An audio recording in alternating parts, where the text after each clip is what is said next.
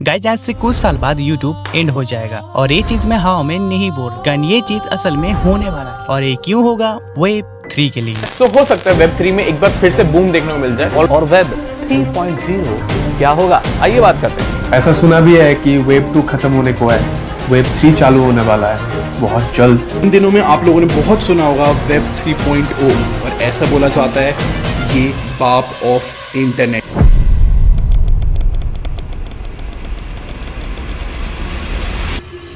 तो क्या है वेब 3 या फिर क्यों इससे YouTube और हम क्रिएटर को डैमेज हो? तो आज के वीडियो में आपको यही बताऊंगा और ये भी बोलूंगा कैसे वेब 3 आने के बाद हम क्रिएटर अर्निंग कर पाएंगे और कौन कौन से चैनल वेब 3 आने के बाद सस्टेन कर पाएंगे और कौन कौन से चैनल डूब जाएंगे। तो अगर आप एक क्रिएटर हो या फिर आप क्रिएटर बनने का सोच रहे हो तो आज का वीडियो आपके लिए सबसे ज्यादा इंपॉर्टेंट वीडियो है, कारण आज के वीडियो में मैं आपको जो नॉलेज शेयर करूंगा, अगर आपने इसको अच्छे से समझ लिया तो वेब 3 के बाद भी आप एक सक्सेसफुल क्रिएटर बनने से कोई नहीं रोक सकता। तो आज के वीडियो का एक मिनट भी बहुत ज्यादा इंपॉर्टेंट है, तो आज के वीडियो को स्किप करने की गलती बिल्कुल भी मत करना। तो स्टार्टिंग करते हैं हमारे फर्स्ट पॉइंट से, जो है what is web 3।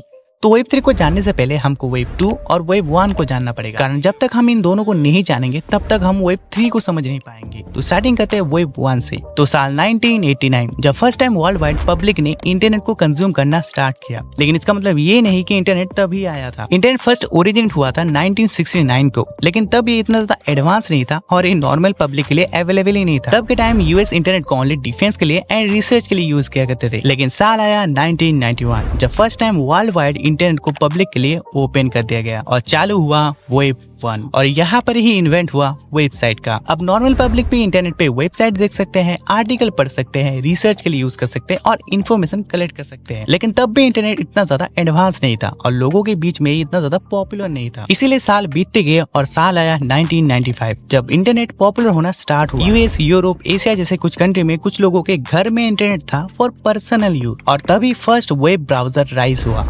नेटस्कैप, the first internet explorer. लेकिन अभी भी इंटरनेट एक सोशल हब नहीं बना है, मतलब आप इंटरनेट को ओनली रिसर्च के लिए ही यूज कर सकते हो। लाइक अगर आप कोई टॉपिक को इंटरनेट पे सर्च करते हो तो आपको कुछ बेसिक आर्टिकल मिलेंगे जिनको आप बस पढ़ सकते हो, ना ही आप उस पे कुछ रिएक्ट कर सकते हो और ना ही आप अपने हिसाब से क्रिएट कर सकते हो। मतलब आप अभी इंटरनेट को ओनली रीड के लिए ही यूज कर सकते हो। लेकिन साल आया 2004 जब इंटरनेट अपने सेकेंड वेब के लिए तैयार हो चुका था, जो था वेब 2.0, इन शॉर्ट वेब 2। अब यहाँ पर आके इंटरनेट पॉपुलर होना स्टार्ट हो चुका था और उसमें बहुत सारे चेंजेस भी आ चुके थे, कारण अभी के टाइम पे याहू, गूगल, अमेज़न, फेसबुक जैसे कुछ जायंट इंटरनेट प्लेयर मार्केट में आ चुके थे, जो मोबाइल में इंटरनेट को easy to accessible and creator को क्रिएट करने का फ्रीडम दे चुके थे। मतलब अभी इंटरनेट को ओनली रीड के लिए नहीं, राइट के लिए भी यूज कर सकते थे। क्रिएटर के पास राइट आ चुका था कि वो खुद से चीजें क्रिएट करके इंटरनेट पे अपलोड करे और वो चीज जब इंटरनेट पे अपलोड हो लोग उस पे रिएक्ट कर सके। मतलब धीरे धीरे इंटरनेट सोशल वेब बनता जा रहा था। लेकिन ये चीज और अच्छे से तब हो पाया जब मार्केट में एंट्री हुई हम सब का फेवरेट यूट्यूब का। यूट्यूब ने इस न्यू सोशल वेब इंटरनेट को सबसे बड़ा मैजिक किया। उसने नॉर्मल पब्लिक को फ्रीडम दिया खुद से चीजें क्रिएट करने को, उसको इंटरनेट पे अपलोड करने को, जो अदर ऑडियंस कंज्यूम कर पाए और उसके बदले उनको पैसे भी मिले और यूट्यूब भी उससे अपना रेवेन्यू निकाल पाए और ऑडियंस को भी फ्री में कंटेंट वॉच करने को। मतलब एक तरीके से क्रिएटर का रेवेन्यू का स्टार्टिंग फेज। अब क्रिएटर भी कुछ क्रिएट करके पैसे कमा सकते हैं और इस स्ट्रेटेजी को अदर प्लेटफॉर्म ने भी यूज किया और इस क्रिएटर रेवेन्यू सेक्टर में बूम लाते गए। और आज मतलब 2025 में क्रिएटर इकोनॉमी का साइज 202 बिलियन यूएस डॉलर बन चुका है और ग्लोबल इकोनॉमी मार्केट के हिसाब से 2032 तक ये 848 बिलियन डॉलर का मार्केट बन जाएगा। लेकिन क्या तब तक ये ad based social web platform टिक पाएंगे? बिकॉज उससे ही पहले आ जाएगा इंटरनेट का थर्ड वेब 3.0 और ये वेब 3 पहले के वेब 1 और वेब 2 से टोटली डिफरेंट होगा, कारण इसमें आपको मिलेगा डिसेंट्रलाइजेशन। अब ये डिसेंट्रलाइजेशन है क्या? तो देखो, ये जो फेसबुक, यूट्यूब, इंस्टाग्राम, स्नैपचैट इस टाइप के जो सोशल मीडिया प्लेटफॉर्म होते हैं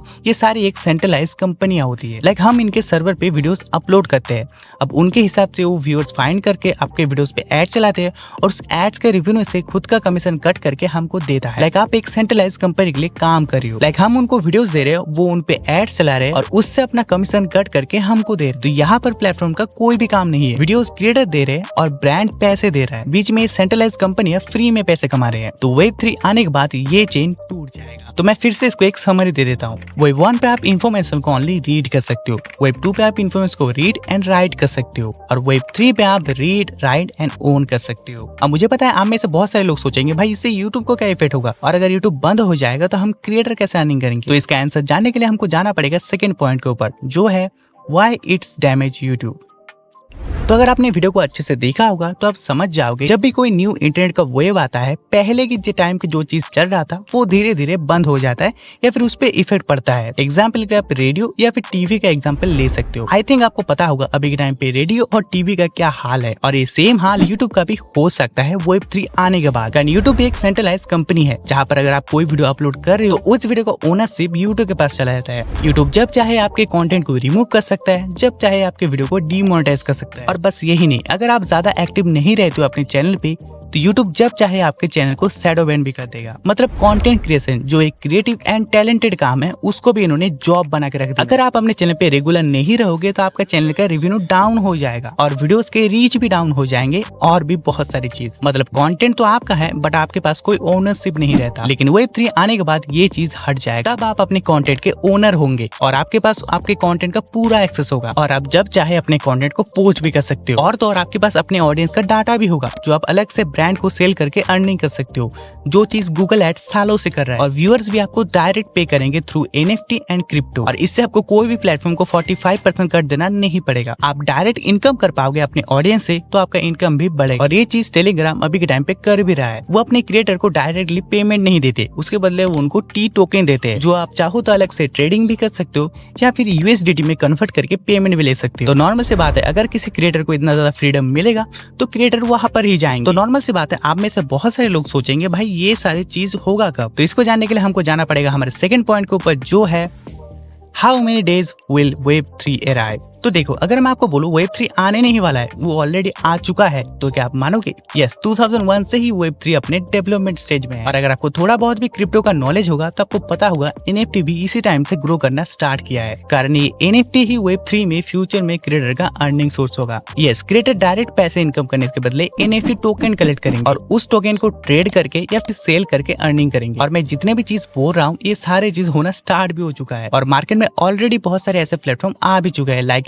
DTube, थेट, ओडासी। इस टाइप के कुछ प्लेटफॉर्म है जो फ्यूचर में यूट्यूब के साथ कंपटीशन कर सकता है। और फॉरेन कंट्री के क्रिएटर धीरे धीरे इन टाइप के प्लेटफॉर्म में स्विच करना स्टार्ट भी कर दिए। लेकिन अभी के टाइम पे इस टाइप के प्लेटफॉर्म पे स्विच करना गुड डिसीजन नहीं होगा, कारण अभी के टाइम पे Web 3 टोटली एक बिगिनर स्टेज पे, कारण अभी भी मार्केट में कोई भी बेस्ट ब्लॉकचेन टूल नहीं आया है, और क्रिप्टो कम्युनिटी भी अभी के टाइम पे इतना ज्यादा पॉपुलर नहीं है। लेकिन इतना गारंटी है कि आने वाले कुछ सालों में क्रिएटर का फ्यूचर यही होने वाला है। और एस्टिमेट डेट के हिसाब से 2030 तक सब लोग इसको धीरे धीरे एडॉप्ट करना स्टार्ट कर देंगे। तो इतना तो क्लियर है कि फ्यूचर में क्रिएटर इकोनॉमी का साइज बढ़ने वाला है, और अगर आप क्रिएटर बनने का सोच रहे हो तो ये आपके लिए बेस्ट डिसीजन होगा। लेकिन हाँ, Web 3 आने के बाद जितने भी low quality and unusual content होंगे वो चलना बंद हो जाएंगे। तो अगर आप एक चैनल ओपन करने का सोच रहे हो तो स्टार्टिंग से ही हाई क्वालिटी कंटेंट पोस्ट करना चालू कर दो, कारण फ्यूचर में वही चैनल ग्रो कर पाएंगे जिनका कंटेंट फ्यूचर के कंटेंट के साथ टक्कर दे। तो अगर आपको जानना है कैसे हाई क्वालिटी वीडियो को एडिट करते हैं, या फिर आपको मेरी तरह वीडियो एडिट करना सीखना है, तो आप मेरे इस वाले वीडियो को जाके वॉच कर सकते हो। बाकी मैं आपको मिलूंगा नेक्स्ट किसी और टॉपिक पे, तब तक के लिए बाय बाय।